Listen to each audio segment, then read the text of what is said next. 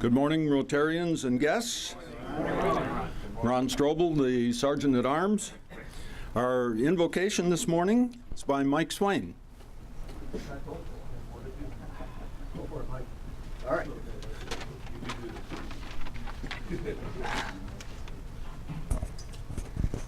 Well, I'm proud to read an invocation prayer that was the prayer used at my grandson's recent induction as an Eagle Scout. And this is a Native American prayer, ancient Native American prayer. So with gratitude and humility, we thank the Great Spirit who has shared her wisdom with us and taught us how to live. We thank our ancestors who brought us to where we are now. We are grateful for all those who we have loved, who are not with us in this life anymore.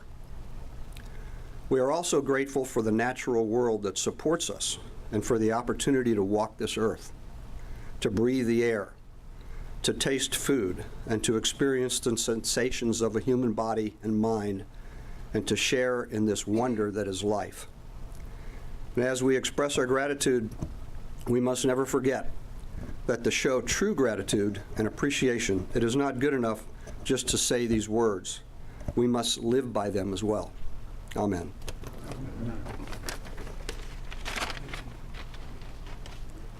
Very nice. Thanks, Mike. Please join me in the pledge and four-way test. I pledge allegiance to the flag of the United States of America and to the republic for which it stands, one nation, under God, indivisible, with liberty and justice for all. The four-way test of the things we think, say, or do. First, is it the truth? Second, is it fair to all concerned? Third, will it build goodwill and better friendships? And fourth, will be beneficial to all concerned. And now to lead us in song, Dick Pearsall is back. On the way down this morning, I thought to myself, I'd like to sing something that has a loyalty to it, so we'll sing America. Now it turned out from Brisk, she sang it last week, so I don't want to do that. I think with all the things going on, I'd like to think of something a little bit whimsical, something to take us back, let our mind get off things. So I want to sing, I'm looking over a four-leaf clover. That'll sort of let you over you. Yeah, and we're just going to sing the first one. I think, yeah, okay. He's got more lines here than we're going to sing. So here we go. I'm looking over a four-leaf clover when I'm overlooking you.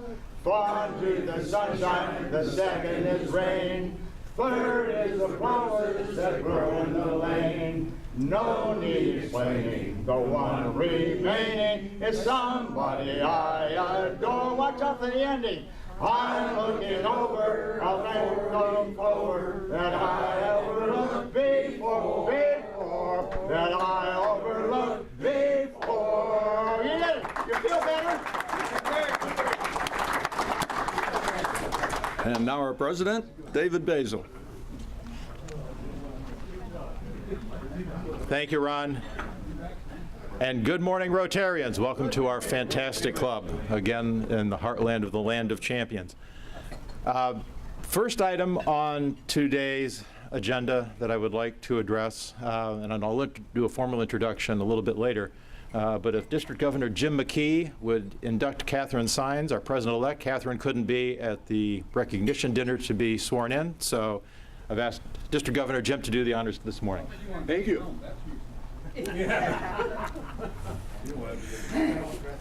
Catherine, certainly an honor for me to do this, and it's always wonderful. It's an indication of your fellow members' esteem and confidence in you that they've asked you and you've accepted this position of leadership in your club. And I'm sure that you'll uphold the tradition and move the club forward with valuable innovation.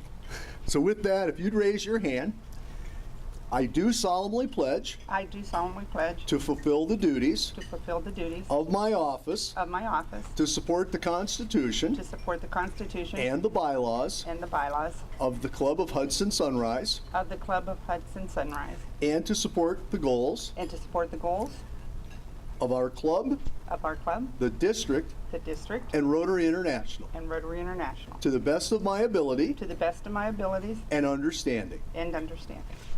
Thank you. Thanks.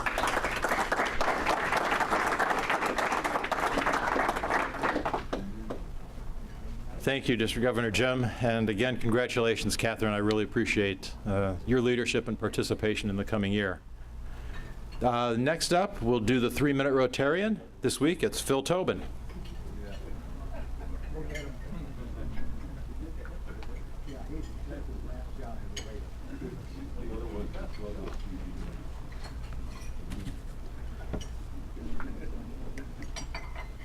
Can you all hear me? It's on, yeah, it's on.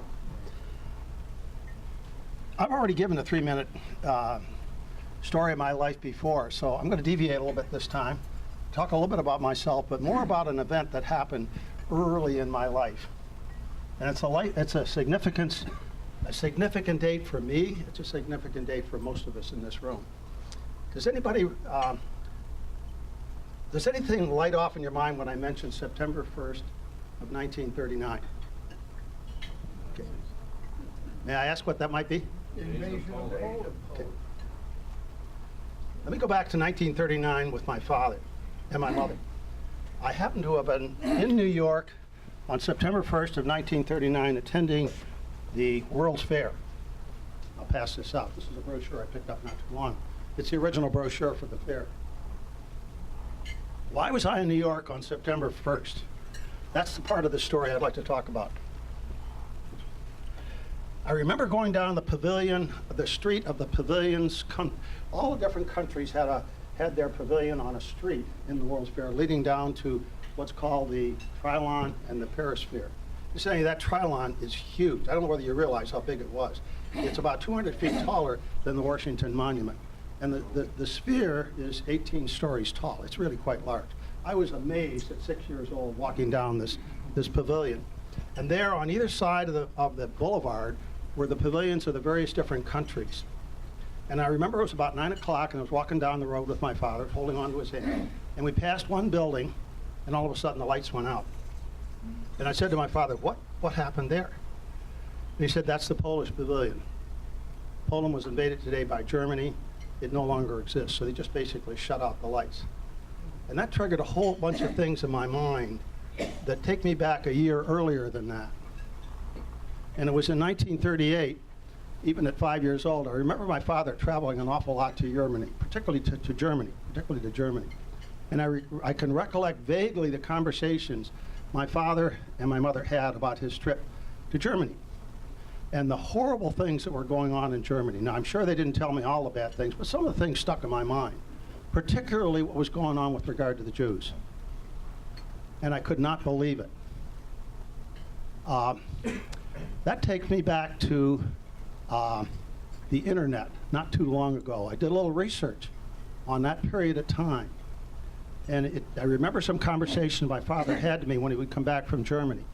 He was vice president of the Erie Railroad, but he was an architect of a particular type of financing for railroads that were bankrupt, and many of the railroads in the country were bankrupt. It was called an equipment trust certificate. Basically, it's a form of a mortgage. And at the end of the time when the railroad wanted to buy railroad cars or rolling stock or locomotives, they would go to an organization like my father would have set up, these trusts. And these trusts were made up of investors. And they put money into it. The trust would buy the railroad cars, and at the end of 10 years or 5 years or whatever it was, it became the property of the railroad. But in the meantime, they got a chance to use it. How does that tie into this? Well, there was a Jewish gentleman, by the name of Arnold Bernstein in Europe. And he was one of the wealthiest Jewish people in Germany. Hitler let him alone for a while because he operated a series of vessels. He had about 45 vessels that brought automobiles from this country over to Germany. And since he was Jewish, he couldn't get financing in Germany. So he approached my father in the late 30s, about 36 or 37, And my father adapted what was used for equipment trust certificates for railroads to vessels. And incidentally, that's probably the prime way of financing vessels today and airplanes. It's a trust that owns the planes or the vessels. And then at the end of the period, it goes back to the airlines. But they get the chance to use it. It's like a lease, but at the end, instead of turning the stuff back in, you actually own it, and it's yours. So he came to my father, and my father arranged financing for it. Well, Hitler was very, very much against this guy, because he had let him alone for a long while. And at that point, he decided to charge him for the German Nazi government decided to charge Arnold Bernstein with foreign currency manipulation by reason of his investing in these equipment trust certificates. He was thrown into a concentration camp. My father was sent over there in 1938-39 to recover what he could of the vessels. There were about 45 of them. About 30 of them were in Germany and held there. The others were in this country. That was not a problem. My father was sent over there as head of the trustees to arrange the release of these vessels, which Hitler sold after he took them from Arnold Bernstein. He sold them to the Holland American Line. My father never got any of the vessels, at all. But I was doing some research on it, and I found out that there was a trial. And it's amazing what you can find on the internet. The complete transcript of the trial of Arnold Bernstein. Arnold Bernstein was the owner of these vessels. My father never got any of the vessels back, but he was able to arrange a ransom for Arnold Bernstein. Now, it wasn't much money in today's money. In those days, it was $300,000. Father came back to this country and arranged through his own friends and business associates to collect $300,000. Now, in the middle of the Depression, that's a lot of money. In fact, I looked it up on the internet last night. It's worth about $5 million. He was able to arrange the release of Arnold Bernstein. The story about it is this, and it's all on the internet. I could not believe it. I'm sure there's some lore in this, but this is the way it was. As the vessel parted, as they delivered Arnold Bernstein to one of his own ships in Hamburg with his wife, and as the vessel left the pier, an envelope was passed over to the German government for $300,000. There was also another bribe that my father was involved in doing. The head of the concentration camp would not release him unless my father was able to deliver some butter. So my father was able to arrange some butter from Norway to be sent over. All of this stuff is on the internet. I just really can't believe it. So what happened? Now, what's the significance of September 1st? When did that vessel leave? And then again, I found this on the internet. The vessel left on one of Arnold Bernstein's own ships on August 25th. How many days does it take to come across? 6 days. So I can almost connect the dots by saying I was in New York on September 1st, because my father was there to greet Arnold Bernstein. And it's just sort of an amazing thing that when you look back and you find it on the internet, what conditions were like in Germany in those days, and what a group of people could do to try and help save somebody. Unfortunately, they never got the vessels. They were all sunk during World War II. But they did get the Arnold Bernstein out. Sort of an interesting story. That's the end of my 3 minutes, David. Thank you very much. Thanks, David. Thank you. You might want to shut that off.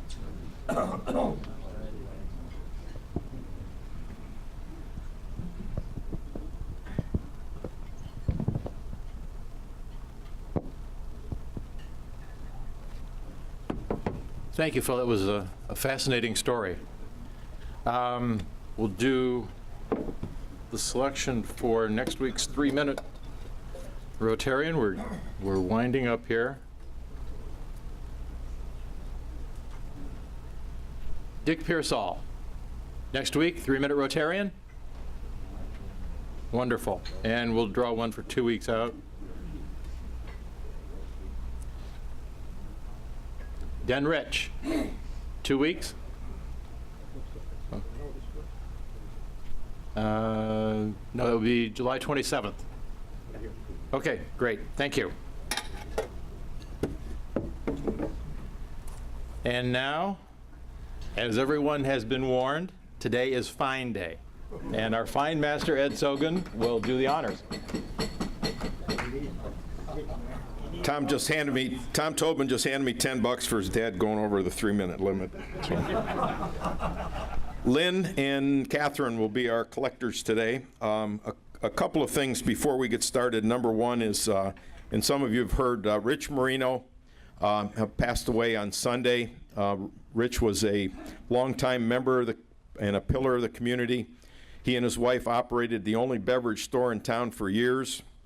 He graduated from Hudson High School in 1940.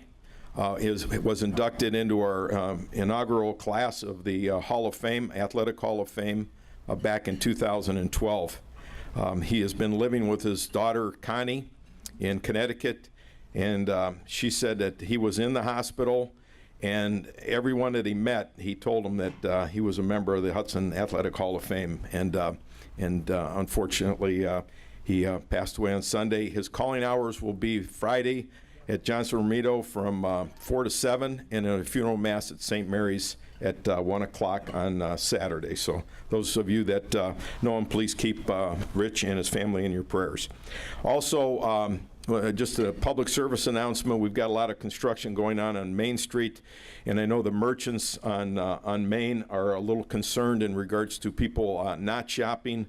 But please go out of your way to stop in some of the stores and restaurants and give them your business during this time, because it tends to be a little bit of a desert. First and Main is doing fine, but not Main Street. So please remember that. How long is it going to go on, Ed? You know? Dan? Long time.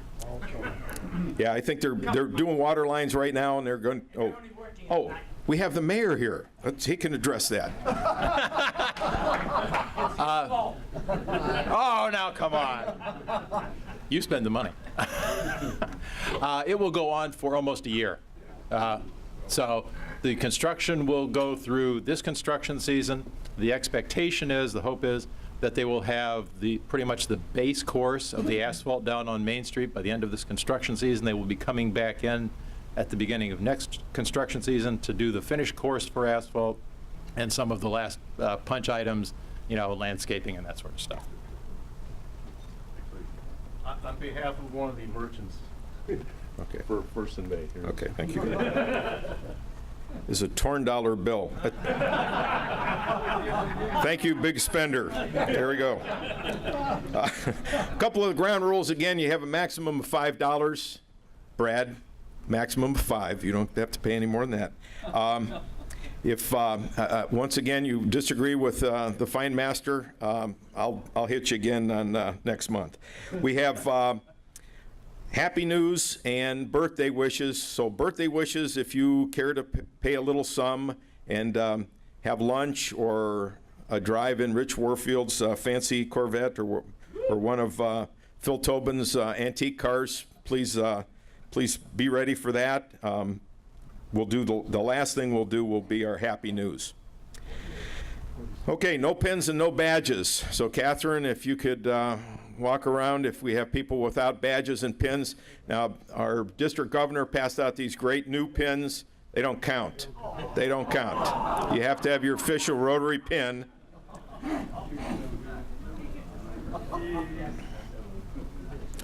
And Lynn, remember, we don't make change, so just pick those 20s up and we'll keep moving along. While they're collecting that, we've got Rich Warfield. Where's Rich? He's back there. He had a special deal here with the Hudson Community Foundation. Most of you know Don Tharp.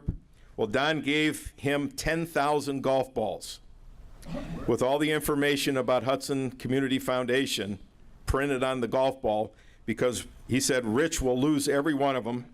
And Don said it'll be a great way to advertise the foundation. So thanks a lot for that public service there. The Hudson Hub, Catherine, he's not here, but would you kick in $1 for Phil and collect for him? I think it was on the 22nd of June. Well, I got to get this out now. He is pictured here in the paper collecting a check from Kiwanis for the Hudson Middle School Z-Space project, and he has no pin. Yeah, well, it's a great service organization, but I didn't want to get into that. We have City Council, and we have our mayor, David Basil, shaking hands with Chuck Weedy on his retirement and giving him a proclamation. No badge on that one. So $1 for that. Lynn, stay right there. In Sunday's paper, we have a beautiful picture of David Basil with Joanne Lohman as she retires as a police dispatcher after 27 years. Stay right there, Lynn. I don't know what the coincidence is, but here's David Basil taking office, and the entire administration is retiring. So I don't know what the deal is. Pay $1 for that one. Yeah. Dan Williams is quite a biker. I've got a question for him. What's the difference between a well-dressed bicyclist and an underdressed unicyclist? A tire. Pay $1. Len, collect $1 from the big guy. Mike Swain, a fairly new member of our organization, and he's fired up in regards to doing a lot of things with us. He gave us a rundown when he became a member of his job responsibilities and his business career. And I know his wife Janie, and she gave me a little bit more dirt on some of the jobs that he had that didn't quite make it and didn't have success with us. He had forgotten these when he gave us his report. Well, he worked in a muffler factory, but he had to quit because he came home exhausted. He worked at a bank, and he quit that one too because he lost interest. What? These are good. He spent a few days at Starbucks, but he figured out it was the same old grind. And the last one he worked in a fruit factory. He didn't quit. He got canned. $2. $2, Mike, for that terrible work history of yours. How many of you went down to the Cavs championship parade? I did. Jim, you're down there? I didn't see you. What the heck? Well, Brad and Jim and I went down on a bus, and we ended up, again, with 1.3 million of our closest friends at the parade, and it was quite an event. The place was just jammed with people. It was a horrible experience, but all you guys owe $1 for missing the Rotary meeting.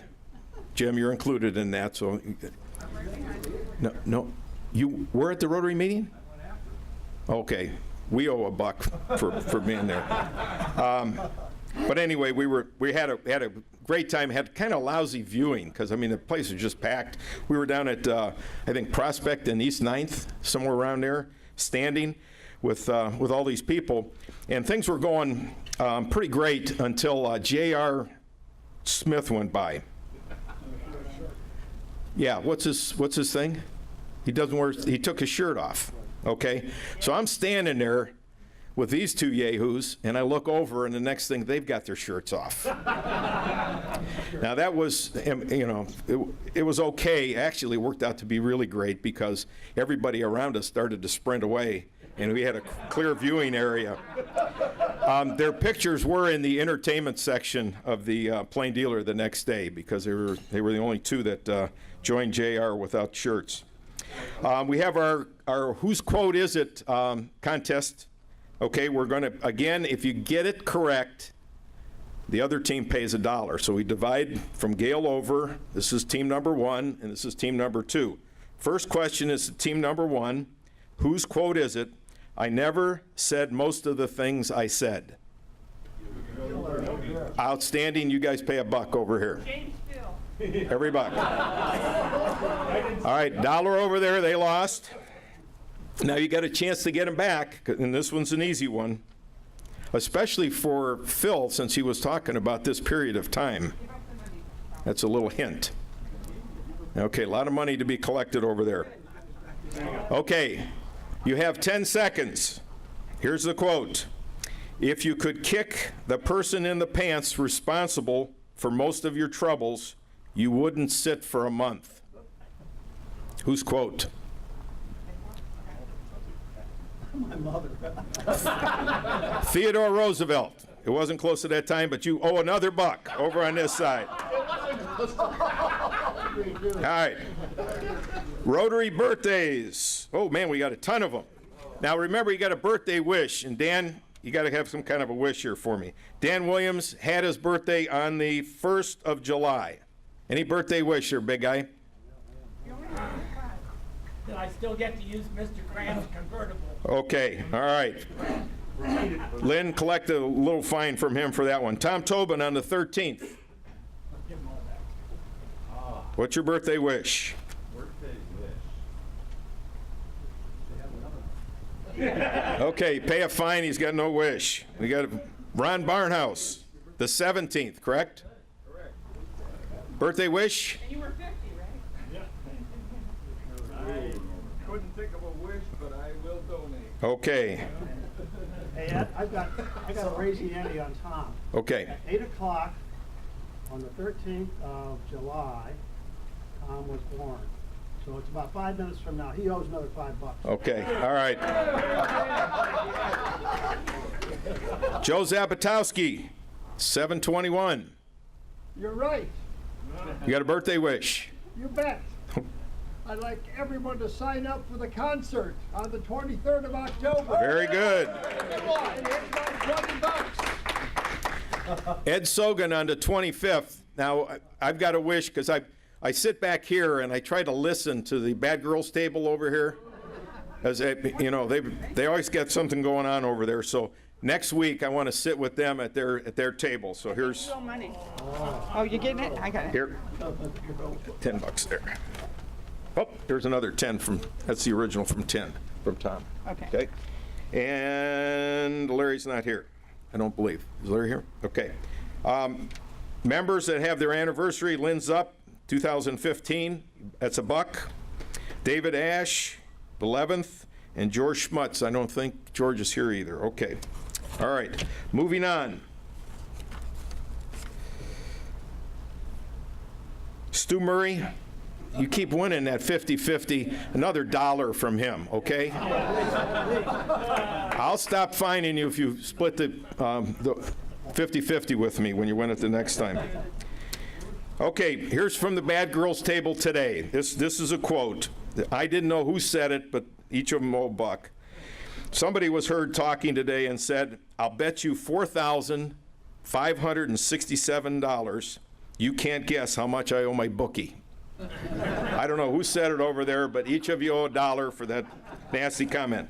Dan Rich over here on this side, most of you know, everybody thinks he's a really nice guy. He really is a tough guy, and he's a hunter. And he was quoted today, I was going to wear my camouflage shirt today, but I couldn't find it. All right, $1 for him. We've got happy news. Anybody with happy news? No happy news. Oh, there's Jim Hackney. He's got his shirt on. I got my shirt on. Okay. Last week, I was in Georgian Bay, and I caught a 4-pound walleye. Outstanding. Fish fry over at Hackney's. I already ate it. Oh, he ate it already. Anybody else with happy news? David Basil.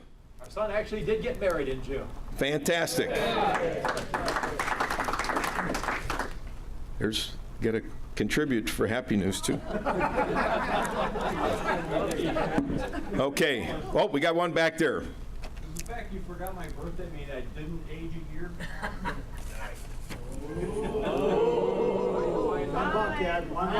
Line master. Well, we'll blame our president because he's the one who gave me the list. When's your birthday?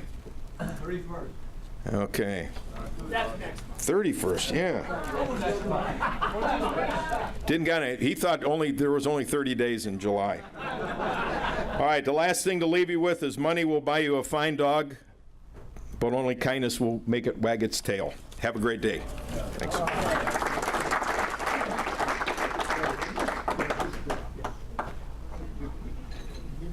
Thank you, Ed. Another great and entertaining fine day. A little expensive for some of us, but good. Few announcements just to catch everybody up on. A reminder that next week the foundation will have its annual meeting right after the club meeting, and I believe all club members are welcome to attend that meeting as well as our board meeting, which, by the way, the club board will meet after this meeting, and again, it is open to all members of the club. A reminder that on July 29th, we've been mentioning this, the End Polio Now event at the Cleveland Indians will be taking place. Tickets are available at a few price point levels, and if you are interested, you can go on to the website and get the information to sign up. I know we've got a few members who are going. You can see Ron, I believe. We got 7 going right now. And so if you're interested in going, can we catch up with you then, Ron? And help? Okay. Yep.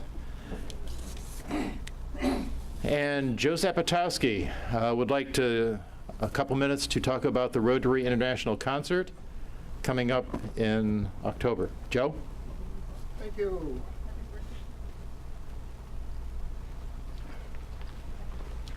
Rotarians, October 23rd is a Sunday, and at 2 o'clock there is going to be a great reception before the concert, which comes at 3. Now, we've got 18 people signed up from this club already on this sheet. I'm going to pass it around. Tickets are between $50 and $125. Make your choice. This is a great way to celebrate the 100th anniversary of the founding of the International Foundation by one of our own, Arch Klemp, who not only founded this program, but also played in the symphony. And we're celebrating that event on the 23rd of October. Sign up. You can get seats from between $50 to $125. I'll pass this around again.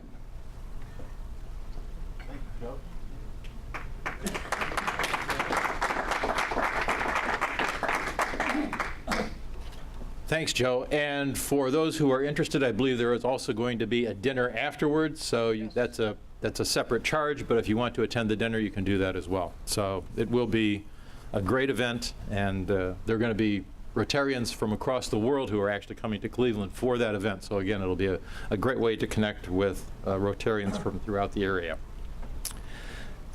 Today's speaker is our District Governor, Jim McKee. It's my privilege to introduce District Governor Jim. He was born in Geneva, Ohio, and grew up in Ashtabula. He has lived in Kent, Cuyahoga Falls, and North Canton. While at Ashtabula High, Jim participated in Buckeye Boys State and was also a junior delegate to the 1980 Republican Convention, which he described as a tremendous learning experience, and I'm certain it was. He graduated from Kent State with a degree in public relations and also graduated from the University of Akron Law School. After graduating from law school, he decided to become what I guess maybe I could call a serial entrepreneur. He started a number of businesses and sold them, and currently owns, I believe, a carpet cleaning business that is recognized as one of the best in the area. Jim lives in North Canton with his 2 daughters, Kelsey and Kaylee, and they are both high school students at Glen Oak. He joined the Northampton Rotary Club in 1996, and he has served as president of that club 4 times. Wow. His favorite club projects have been Student of the Month, the Speaker Book Gift Program, and most recently, Rotary Swims. He served on the District 6630 Board of Directors, was a member of Leadership 6630, and currently serves on the District Bylaws, Finance, and Conference Planning Committees. You are very busy and very committed. He received a Leadership and Education Award, a Cluster Recognition Award, and is a multiple Paul Harris Fellow. Jim believes Rotary enables everyday people to do extraordinary things. And I couldn't agree more, District Governor Jim. It's my pleasure now to introduce our District Governor, Jim McKee. Jim.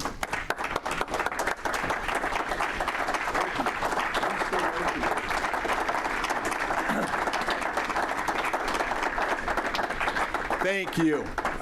Really, I appreciate this. I'll tell you, I've worked with Dave. It takes a lot to be the president of a club. It takes a lot of commitment. Dave was at Pets 1, Pets 2, All Ohio Pets, the Assembly. A lot of training goes in to being an effective club president. And I have a gift. I'm going to keep Dave for just a minute. The gift's going to be for Dave. Okay. But I'd like to tell everyone about it. Let's see. very fortunate. The first thing I was able to really, I feel I accomplished as district governor was to help to get this book printed. This is the history of our district.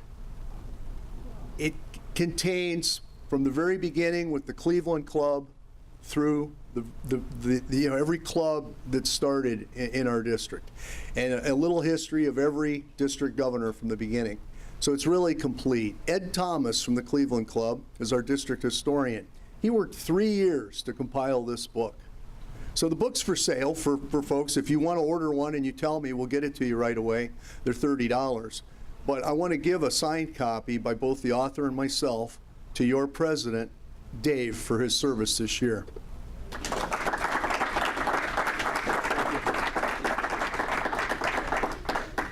And anyone who would like to have this to read through it, please just let me know. It's really for the club, so it's available, and we'll make sure everybody has access to it. Terrific. Thank you, Jim. Thank you. Wow. I'm pumped. I've been to your gala. I've been to your meetings many times. What a treasure you have in Ed. What a fundraiser he is. I have one question, though. Does he get fined? Because I believe it's a district fine to say that the theme pin for the year is not an official pin. So I believe he should be fined $5. But only with the acclamation of the club.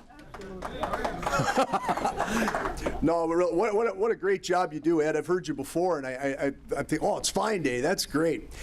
I'll tell you what, I'm pumped about Rotary. I'm pumped about this year. We have so much going on. There is no district being talked about more in the entire world than District 6630. It's the 100th centennial, or 100th anniversary, so we call it the centennial, of the foundation. Let's talk a little bit about this foundation and how important it has been. It took Rotary for being a great idea that Paul Harris had, where acquaintances met and people from all useful occupations could get together and have fellowship and do good in the world. But it became so much more with the foundation, because that gave it a life beyond. That gave it a life for eternity. The foundation today has $1 billion.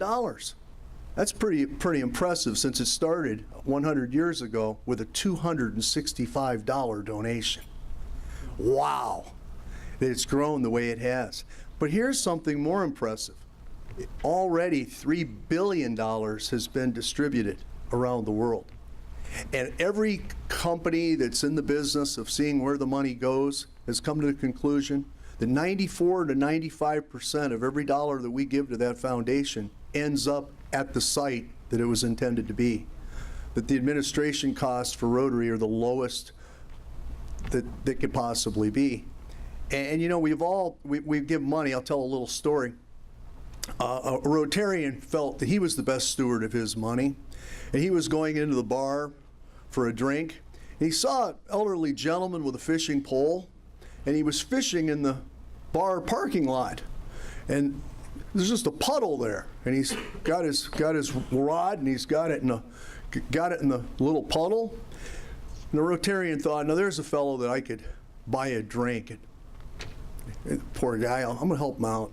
So they go in the bar and they have a drink and they have a great conversation. He buys him a second drink, and finally he feels he knows him well enough, and he says, so really, how was the fishing today? He says, well, not bad. You're the third one I caught today.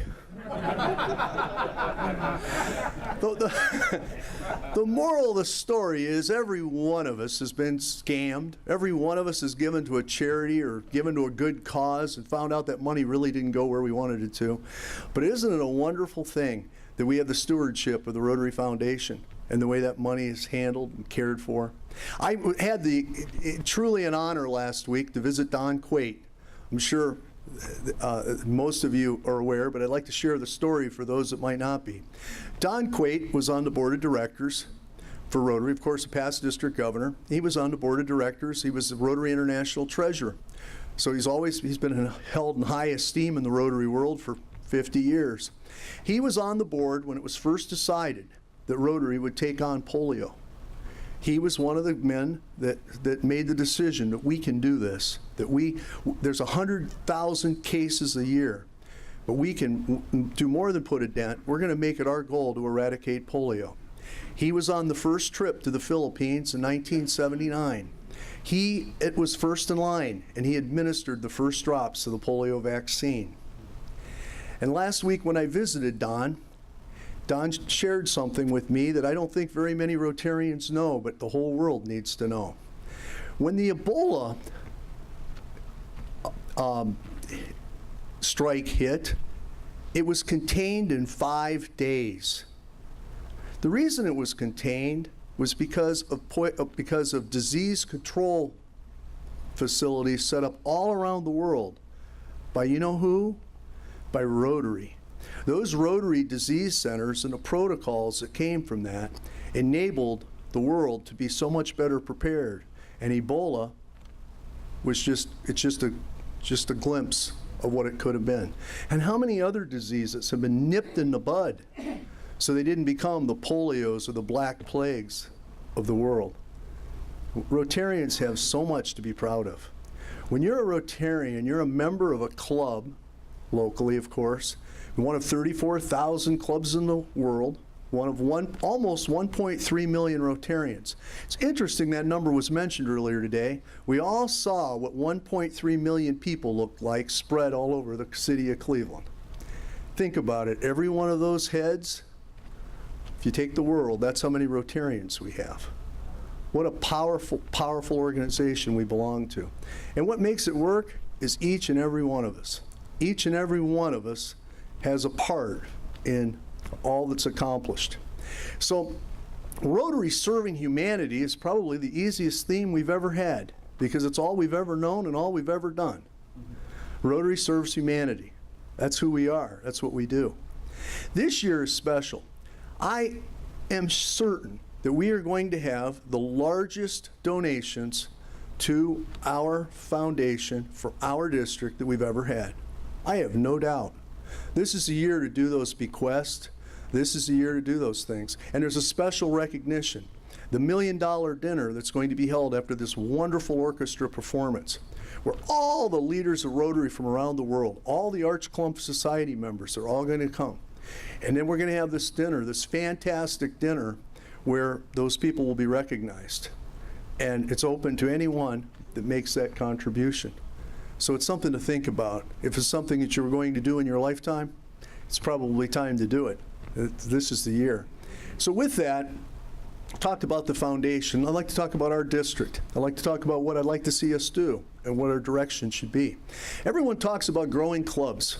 We need more members because the more people we have in a club, the more that we can do. But beyond bringing in the new members, we need to support each other. So I've come up with an idea. I call it the Governor's Challenge. We need to see other clubs, see their ideas. I tell other folks about Ed and your club and your FINE program and how much fun you have and how much money you contribute gladly, joyfully from your heart. You know, how you make it fun. Other clubs maybe don't recognize that. So what a wonderful thing if they visit you. And there's things that other clubs do that you could gain from. So I sampled this, tried it out with the president-elects. I asked them to have a buddy plan. I said, pick a buddy, another president-elect, and promise to visit each other. Promise to go to each other's club and see how it operates. And the president-elects did, and at the All Ohio Pets, I asked them and got reports. And they said how much they got out of it and how they were going to do it again. So the thought is it's for all Rotarians. Your Rotary pin is your admission ticket to 34,000 clubs in the world. Now, I don't know if you buy museum passes or you used to buy amusement park passes, that sort of thing, but did you buy a pass and just not use it? You paid for it, you paid the admission charge, you should utilize it. So not only do you come to your meetings 50 times a year, but take a chance and go to another club. The Stowe Club meets Wednesday morning at Silver Lake, so it's another morning meeting. You've got the Hudson Club meets right here on Wednesday. It's another makeup. Northampton, we have a great restaurant, Papa Joe's. I've seen several of you there over the years. It's another great makeup that's close by. Cuyahoga Falls meets at Silver Lake on Tuesdays at noon. If you're out and about, stop in, because all those clubs would love to see you. And when you're traveling, go to the other clubs. I was at amazing meetings in Chesterland last week, Chagrin Valley, Chardon Monday. There's clubs, if you look at the schedule, they're all posted. You can go almost every lunch and dinner all week long. You can visit Rotary. And all you need to do is walk in and smile, and they will welcome you with open arms, because that's what we do. So I really want to emphasize that. And so I have a challenge, and I have something that'll be passed out. It's a 100-point challenge. Earn 100 points for yourself for Rotary. Oh, you'll get a governor's certificate, but that's not why I'm asking you to do it, and that's not the true reward. The true reward is in doing it. It's the journey, not the destination. When you do that, you'll get a lot out of it, and you'll enjoy it. And you'll find it's not as hard as you might think. If you take 50 meetings and then the different committee meetings and sessions, the district conference, all those things add up. So that's something that you can do. The emphasis for this year from the district perspective under my term will be youth. And what we can do, we have incredible youth programs. We have RILA, which takes juniors in high school to Berea, to Baldwin-Wallace College for a week, and gives them the opportunity to role play and do different things. It's almost like a mini boys' state, the way it's set up. They get a role and they get to learn, and they really leave there confident. They get the chance to speak. And Mark West from the Berea Club, they do a beautiful job. And your club can sponsor somebody to RILA. That's a wonderful, a high school student to RILA. That's a wonderful thing to do. We have short-term and long-term youth exchange programs, which should get a whole lot more attention. Pat Kelly says it's about a $60,000 to $70,000 scholarship value for your student to be able to go overseas and spend a year at another place. That's a true value. You know what it costs the student? It costs them $900 for the fees, and it costs them the plane ticket. And the Rotary Club, where they go, gives them some spending money. And when we bring a student back here, it's pretty much the same. And I know your club sponsored students, so you know the program. But we can do more, and we can enjoy that, and we can change young people's lives. The short-term program has touched me. My daughter is in Spain. In fact, right now, she's probably on an airplane ride home. She and a young lady from Spain will be arriving this evening. I'll pick them up in Cleveland, and she'll be at the girls will be at my home for the next 3 weeks. It's a short-term exchange. So that's for a student that's got a lot going on in school, or maybe it isn't going. She's had an absolutely delightful time. And she's already told me through Facebook Messenger she'd like to go to Australia next.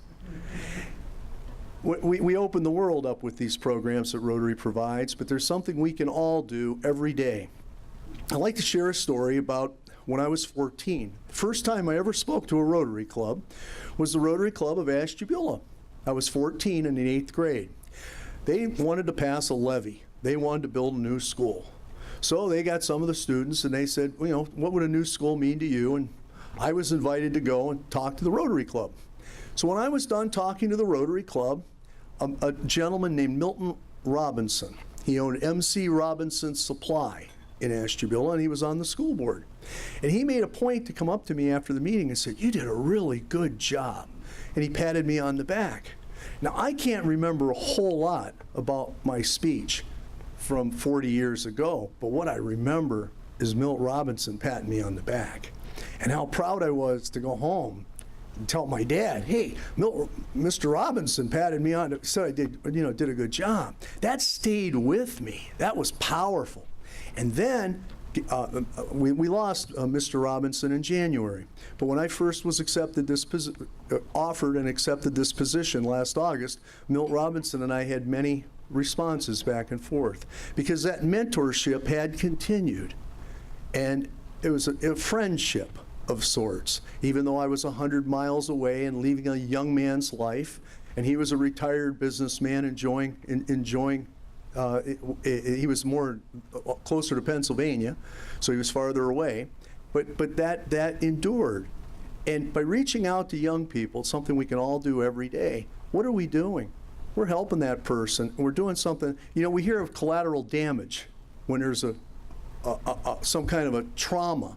We hear of collateral damage, but what about collateral goodness? Collateral goodness. Collateral goodness is when you do a good deed and something else good comes out of it and follows it along. So when you make that person's day and then that person walks out the door and then they've got a smile and they make someone else's day, that's collateral goodness, when one good deed leads to another. I can't help but say that quite possibly the reason I'm a Rotarian is because of Milt Robinson that day. Can't say for sure, but there's a real good chance. So let's concentrate on our youth. Let's concentrate on patting those kids on the back like we do in our community. We give the scholarships and we do the things, we bring them in. But if we make a concentrated effort, we can do so much to just make the world better. What I'd like to talk about is our Interact clubs. We started the year last year with, I believe, 13 Interact clubs in the district. Now we have 19, and I've been told we're close to 20. The 20th is almost on board. We should have an Interact club in every club. Story I can share with you is I was a tired Rotarian. I've been a Rotarian for about 5 years. I was club president, Northampton. We were a lunch club. The district governors used to make the joke that they had to rile us up from the bar before the meeting, because you know that people were socializing and you have to get everybody together and then we can have a meeting. And a fellow named Dick Pitcher, he's passed, and Dick Pitcher drove in a snowstorm and he came to our club. I was the club president. It was 2001. It was shortly after, it was the winter after 9/11. And Dick Pitcher came to our club in a blizzard. And you could see the passion the man had for Interact. He said, Interact's the best thing for Rotary. He said, because when you have an Interact club, you bring the kids in, and the kids energize you. And he went through some programs and some of the good deeds. So when he left, we had a board meeting and said, you know, if he could drive here in a blizzard to tell us about this, let's try it. We had 100 students in our Interact club. We had one Rotarian at every table. We took pizzas. No, I'll take that back. The first year, we took lasagna from Papa Joe's. You think those kids weren't happy to be in the Interact club? You know, we catered pizza and lasagna every year when they'd have their program.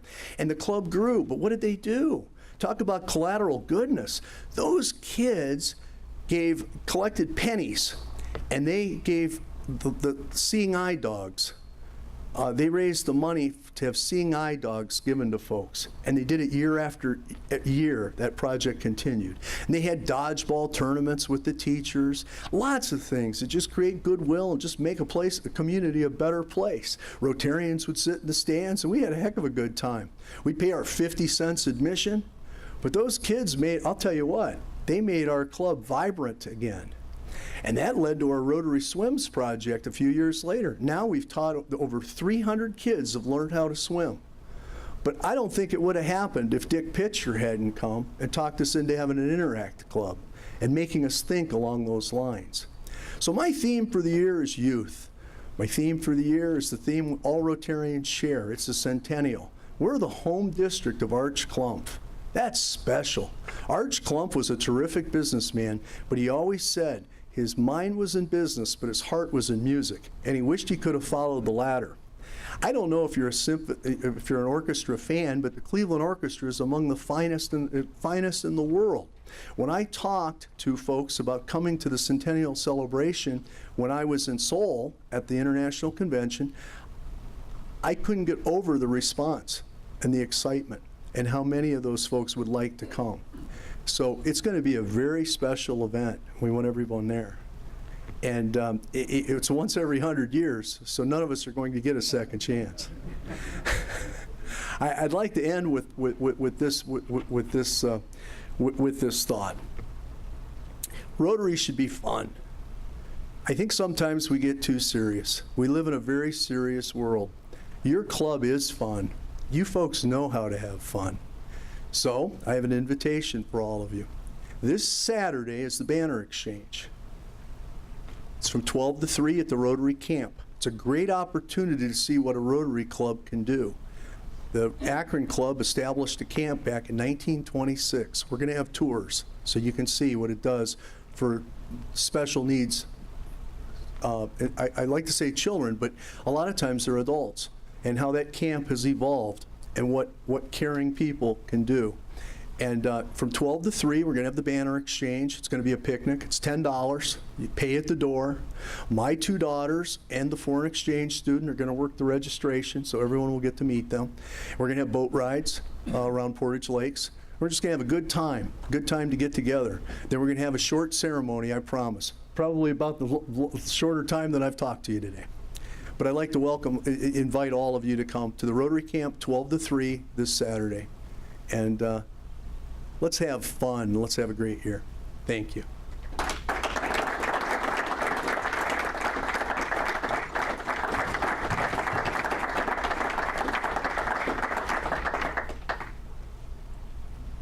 Thank you, Governor Jim. We really appreciate your time with us this morning and sharing your goals for the year. And I agree. I think this is a club that does know how to have fun. Thanks to our greeters for today, Liz Ramsey and Mike Swain, the audio, visual, and setup crew and teardown crew, Tom Page, Tom Tobin, James Field, Den Rich, and Ron Barnhouse.